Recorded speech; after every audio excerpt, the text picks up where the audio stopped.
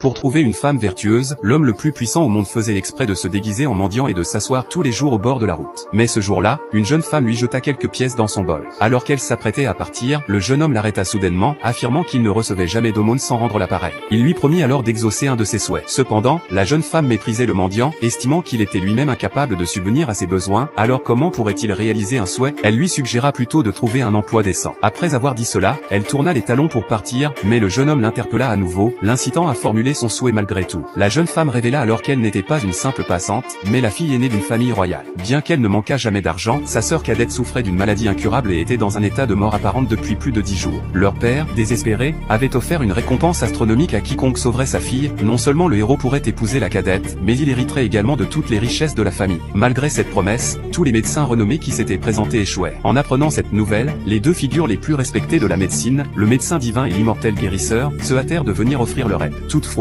dès que le médecin divin examina la patiente, il comprit immédiatement la complexité de la situation. À ce moment-là, l'immortel guérisseur, poussé par son désir de gagner la main de la jeune dame, décida de tout mettre en œuvre pour la guérir. Mais après des heures de tentatives, il dut admettre son échec. En voyant que même les plus grands médecins échouaient, le père de la jeune femme, plein de désespoir, commença à perdre espoir quant à la guérison de sa fille. C'est alors que le médecin déclara qu'il existait peut-être une seule personne capable de la sauver, un médecin légendaire. Cependant, ce dernier était aussi insaisissable qu'un dragon, et très peu de gens savaient à quoi il ressemblait ou le trouver. À ce moment-là, personne ne se doutait que le jeune mendiant errant dans les rues était justement ce médecin légendaire. Peu de temps auparavant, ce jeune homme avait utilisé ses compétences pour prédire que la sœur aînée de la malade était sur le point de mourir. Il décida alors de l'accompagner pour tenter de la sauver. Lorsque le père apprit cela, il se mit dans une grande colère, accusant sa plus jeune fille d'être irresponsable et ordonna qu'elle soit chassée de la maison. Le jeune homme, qui n'aidait qu'à la demande d'autrui, se sentit insulté par cette attitude méprisante et décida de ne plus s'impliquer. Cependant, la jeune fille le supplia de rester, arguant que sa sœur était déjà au seuil de la mort et qu'il valait mieux tenter le tout pour le tout. Touché par ces paroles, le jeune homme accepta à contre-ségur de l'aider une fois. Pendant ce temps, les autres médecins présents, le méprisant ouvertement, se moquaient de lui, le qualifiant de simple mendiant sans compétences médicales. Ils allèrent jusqu'à l'accuser de ne pas être digne de soigner qui que ce soit. En attendant ces mots, le père se précipita pour tirer le jeune homme, l'empêchant de s'approcher à sa fille. C'est alors que le jeune homme, en colère, déclara ouvertement qu'il pouvait sauver la fille et la réveiller. Puis, il ajouta que la fille avait atteinte d'une maladie extrêmement rare, combinant une malformation cardiaque congénitale et un syndrome de choc jamais observé auparavant. La probabilité de cette combinaison était d'une sur 1 milliard. En attendant cela, le père décida de tenter sa chance. Il ajouta que s'il parvient à guérir sa fille cadette, il tiendrait sa parole et lui donnerait sa fille aînée en mariage. La jeune fille, pleine d'espoir, lui demanda s'il pouvait vraiment la sauver. Le jeune homme répondit calmement, affirmant qu'il n'y avait aucune maladie dans ce monde qu'il ne puisse soigner. Alors qu'il préparait le traitement, un des médecins présents, vexé, chercha à le discréditer. Cette fois-ci, le jeune homme décida de lui donner une leçon, et lorsqu'il lui toucha simplement, ce dernier commença soudainement à convulser, ce qui laissa tout le monde stupéfait.